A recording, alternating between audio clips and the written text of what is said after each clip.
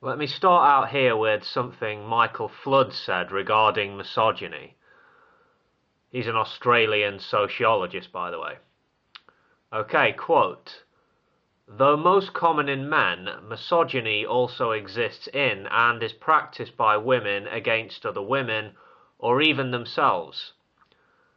Misogyny functions as an ideology or belief system that has accompanied patriarchal or male-dominated societies for thousands of years and continues to place women in subordinate positions with limited access to power and decision-making. Aristotle contended that women exist as natural deformities or imperfect males.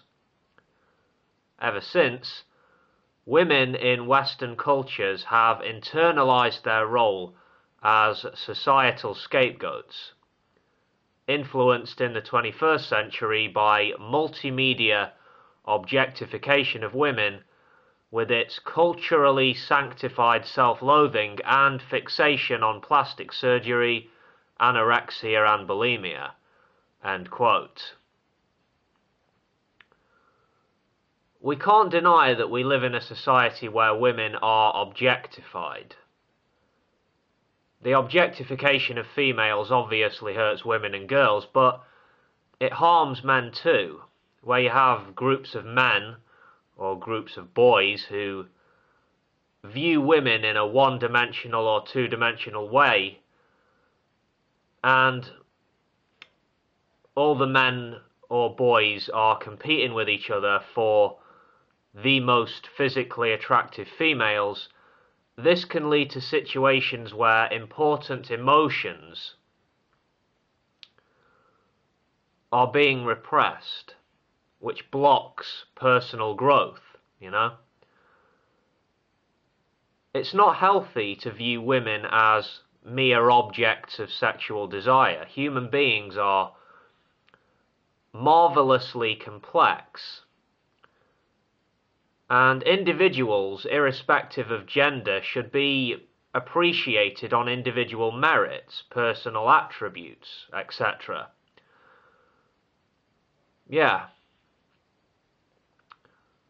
What about the influence of Christianity throughout the world? The Bible belittles women, to say the least. Just read the Old Testament if you haven't already.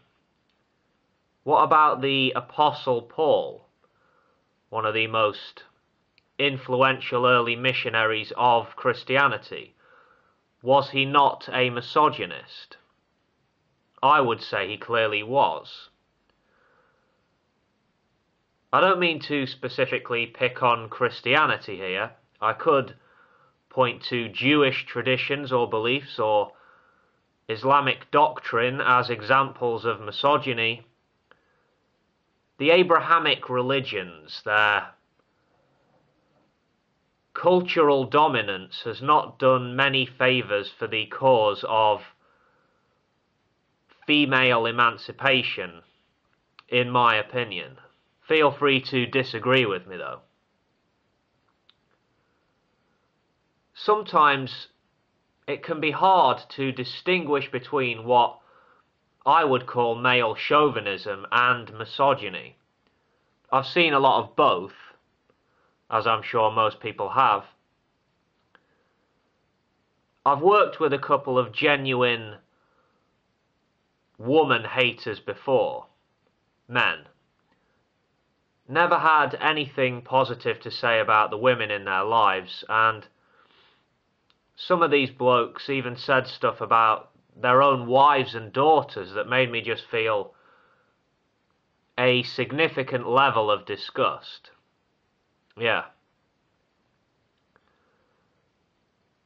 I don't like being around misogynists for the same reason I don't like being around racists, namely, I don't like being around hatred and ignorance.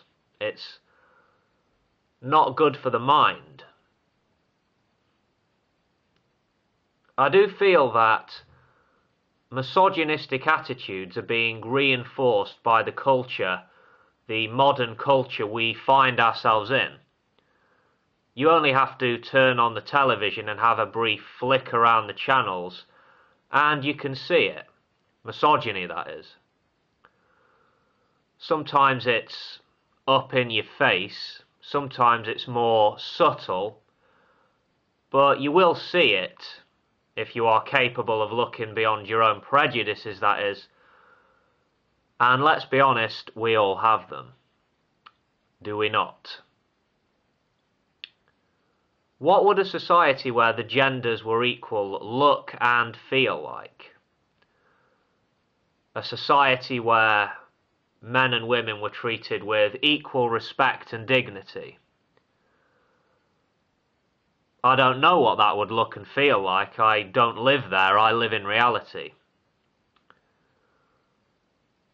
All I can do is speculate, you know? Someone left a comment on a YouTube video I made fairly recently that got me thinking, and I want to put this question to my viewers in closing here. Do you think men have an inherent fear of women? You don't have to answer this question in the comment section if you don't want, but please think about it. Think about your own experiences and the behaviours you've observed over the years. Yeah. Okay, I'll see you next time, folks. Take care of yourselves.